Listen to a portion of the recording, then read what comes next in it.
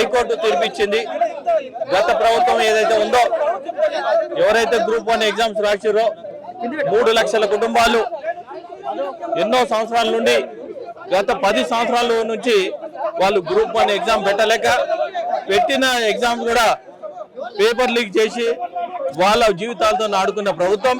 అదేవిధంగా దానికి 60 పోస్టులు యాడ్ చేసి 563 పోస్టులు గ్రూప్ 1 ఇచ్చేసి ఏదైతే తెలుగు మీడియం ఉందో తెలుగు మీడియంలో అవకతవకలు, అదే మీద తర్వాత వర్టికల్ అని హారిజంటల్ అని ఏదైతే ఉందో హైకోర్టు ఇవాళ మొట్టికాయలు వేసింది కాంగ్రెస్ ప్రభుత్వానికి.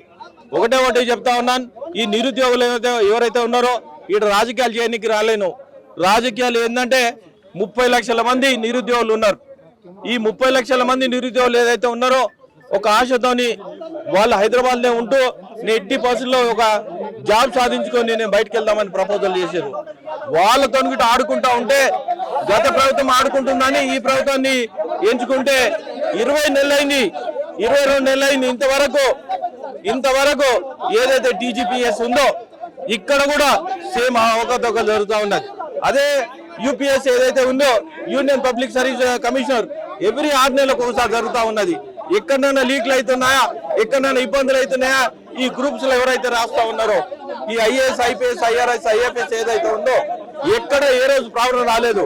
మేము ఒకటే డిమాండ్ చేస్తా ఉన్నాం, టీజీపీఎస్ ఏదైతే ఉందో ఫుల్ఫిల్ చేసి మీతో చేత కాకపోతే యూపీఎస్కి ఇవ్వాలని మేము డిమాండ్ చేస్తా ఉన్నాం. యూపీఎస్కి ఇస్తే విద్యార్థులు ఏదైతే ఉన్నదో ఆశ ఉందో ఆశ నిరాశ కాకుండా వాళ్ళు దీని మీద ఆధారపడి ఉండి వాళ్ళు ఇప్పటి వరకు అందరు చెప్పడం జరిగింది ఒక 5 రూపాయల భోజనంతో, అదేవిధంగా ఒక 10 మంది ఒక రూమ్ లో ఉండి మేము సాధిస్తామని అందరు కలిసి ఒక రూమ్ లో ఉండి ఈ రోజు సాధిస్తామని ఉన్నారు. మేము ఒకటే చెప్తా ఉన్నాం, ఏదైతే హైకోర్టు తీర్పిచ్చిందో దీన్ని మెయిన్స్ క్యాన్సిల్ చేసి మళ్ళా రీ ఎగ్జామ్ పెడతారా, 6 నెలల్లో ఏ విధంగా పూర్తి చేస్తారో విద్యార్థులకు తెలియజేయాలని చెప్తా ఉన్నాను. ఈ ప్రతిసారి ఈ విధంగా చేస్తే వాళ్ళు ఏదైనా ప్రిపేర్ కానికి 1 సంవత్సరం 2 సంవత్సరాలు పడతా ఉన్నది. వాళ్ళు ఎంత ఎక్స్పెండిచర్ అవుతుందో దాన్ని బట్టి చూడాలి. అదే విధంగా వాళ్ళ ఏజులు కూడా బారైపోతా ఉన్నారు. ఏజులు బారైన తర్వాత వాళ్ళు ఉద్యోగం సాధించలేరు. మేము ఒకటే డిమాండ్ చేస్తా ఉన్నాం విద్యార్థులను. ఎందుకంటే నేను గ్రాడ్యుయేట్ ఎమ్మెల్సీగా గెలిచినాను. గ్రాడ్యుయేట్ ఎమ్మెల్సీతోని ఈ గ్రాడ్యుయేట్లకు ఎల్లవేళ నేను అందుబాటులో ఉంటాను.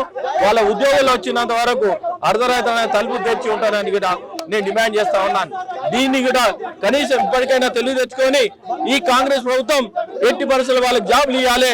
ఏ విధంగా ఆలోచిస్తారో టీజీపీఎస్ ఏదైతే ఉందో అది ఫుల్ఫిల్ చేసి యూపీఎస్ ఏదైతే ఉందో దాన్ని సలహా తీసుకొని ఈ ఎగ్జామ్స్ పెట్టాలని డిమాండ్ చేస్తా ఉన్నాను.